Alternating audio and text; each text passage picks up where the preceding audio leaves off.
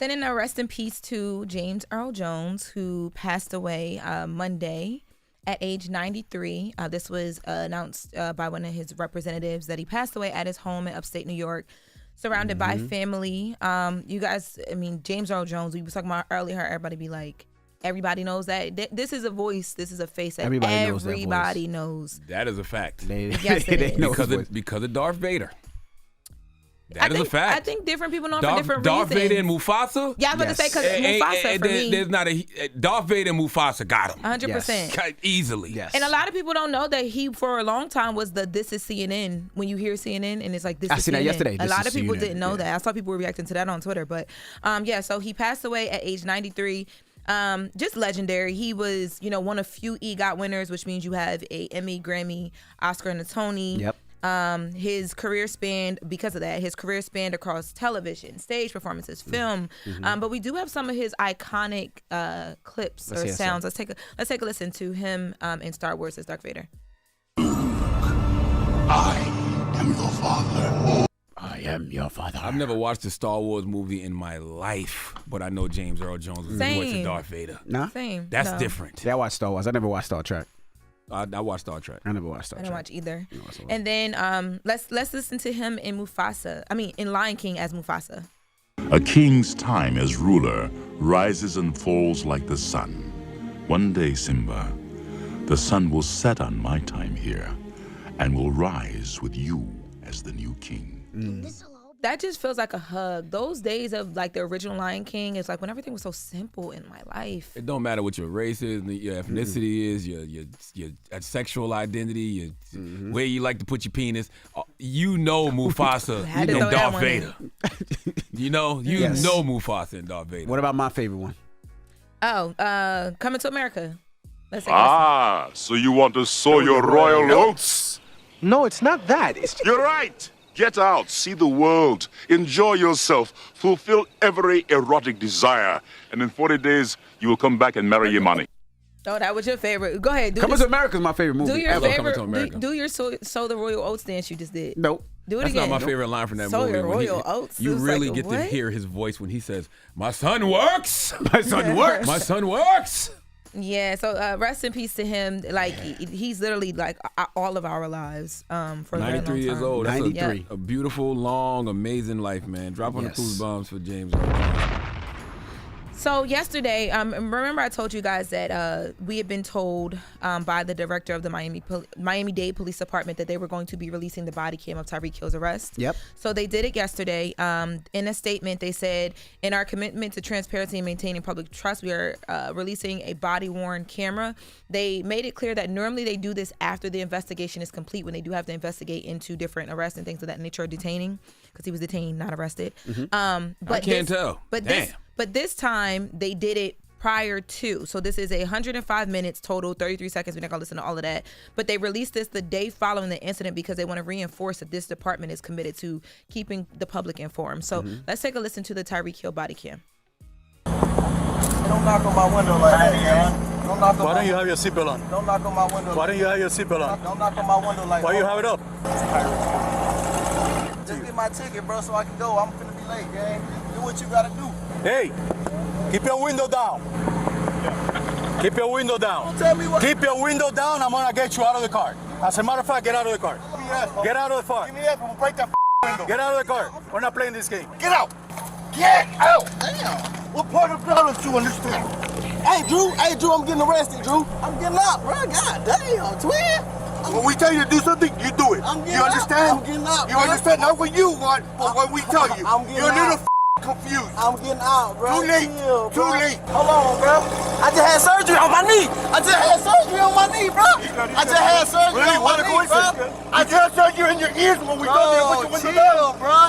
Man. That was sickening. Yeah, there was a whole lot of ego. Yes, egos being thrown in that video. So when I first saw this video, I was like, why would he even roll his window down and be like, why y'all knocking on my window like that? And then I was like, but I mean, they came up so aggressive, a human would respond and be like, yo, what's going on? Y'all all right? That was abuse of power. You know, it took them 1 minute. 1 minute from getting out of their car, pulling him over, getting out their car, and they were on a bike. It took the bike, whatever. It took them 1 minute to do all of that. 1 minute. But I feel like the way that they approached it is what made his response be the way that it was. And this, I don't know. I don't care what his response was. He put the window. So in this video, he puts the window back up. When he puts the window back up, first he like doesn't put it up fully, and then he puts it up fully, but he puts his seatbelt on. So that aggravates the police even more. And that's when they open the car door and they throw him to the ground. And he's on the phone with his agent, basically telling him like, "Yo, Drew, I'm getting locked up." And then you hear, I mean, and there's another angle of the body cam where his other player. So I'm going to say the name wrong. One of the other players, there's like 3 people that pull up, but one of the other players gets out and tries to walk up, and the police are getting crazy on him. They yelling at him like, "We'll arrest you." Let's take a listen.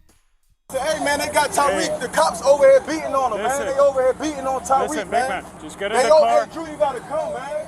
Hey, get in the car. You're parked in the middle of the street. Who's the driver? This is my car. All right, move. I'll take that. You gotta move right now. Coming, man. Let me have your license. You're gonna ticket too. I'm coming. Let me have your license. You're gonna ticket. Let me have your license. I'm leaving. I'm not playing. Let me have your license. leaving. Yo, what's Your going license on? right now. So what's going on, Your license man? right now. You're not gonna give me your license? Hey, the car. You're not gonna give me your license? I'm leaving. Let me have your license. Your license right now. So, and mind you, these are just like, at this point, the police don't know. They knew who They Tyreek knew who he was was. because One they of the said it in the officers said, audio. yeah. One of the officers so said then you see all these Tyreek- other nice that's cars Tyreek pull Hill. up. So I'm assuming that you know who these people are, but like they're screaming at them like they're not just trying to make sure that he's safe while all this is happening. Correct. I think it's really sad that that the conversation can even be had of like, he should have did this, he should have not done this, because it's like at the end of the day, they had no reason to, all he did was pull over. They had no reason to approach as aggravated and annoyed as they were. And this is the thing. People would say he's uncooperative because he didn't roll down the window. That's BS. The way that those cops handled that situation shows abuse of power. Like, and everybody knows my father's a retired police officer, so we talk about this all the time. The way that they handled that individual like he wasn't a human being. They talked to him like he was a peon. We gonna throw you on the floor. Get out the effing car. He said, "I had surgery on my knee." They said, "You're gonna need surgery on your ears." So it's like, if you talking to a person like that, how you think they gonna respond? And then it was abuse of power. Yeah, it's crazy that y'all sound surprised. I'm not surprised. I am surprised. I'm not surprised at all. You're a block away from where you play, and the amount of stuff that you do for the city of Miami and how you help and you give back. And I probably guarantee, that stadium probably pays a lot of those officers to make sure when there's game days to make sure that it's safe out there. So yeah, I am surprised when it comes to that. And they knew who he was. They said Tyreek Hill as soon as they pulled him over, so they knew who he was. But throwing that man on the floor after they said Tyreek Hill as soon as they pulled him over? Mm-hmm. One of the officers said that's Tyreek Hill. We got the audio of that. You got the audio of that? Yeah, you can barely hear it, but it's in the audio that we just listened to. Mm-hmm, you can hear it. But it is being reported that the officer that was placed on administrative duties has lawyered up in this situation as well too. He's just nasty and disrespectful. Right. He's about to get let go. He was just nasty and disrespectful. And when you talk about abuse of power, that was abuse of power. Yeah, I mean, and Tyreek Hill has attorneys too, and they've it's been reported that they're having conversations about exploring any legal remedies that are necessary. And let's be honest, if he didn't want to be detained, you wouldn't detain Tyreek Hill. You're not going to detain him. He was not trying to be detained or not trying to be pulled out, because if he did not want to, he could have flipped all 5 of them over, knocked them all over, spun them all around if he wanted to. That would be dumb. Right. Because they all have guns. Of course. Well, that goes to my point when you said I don't care what he did. That's what I was trying to say about him putting the window up, because I was scared when I saw him put the window up. My heart dropped. He probably put the window up because he was outside and he didn't want people taking pictures of him being, pulled over. That's probably why he pulled the window up. He actually said that, yes. See? Yeah, I mean, but I'm just saying I was scared for him because police just react. They don't think like that. They just react, and these police pulled over reacting. So just disgusting. So yeah, so we'll be following this as it develops, and yeah. Sad world we live in, but that's our reality, right, y'all? All right. Well, that was Jess with the Mess with Lauren LaRosa. Charlamagne? Oh, you look so calm over there. Who you give me a donkey? I'm always calm.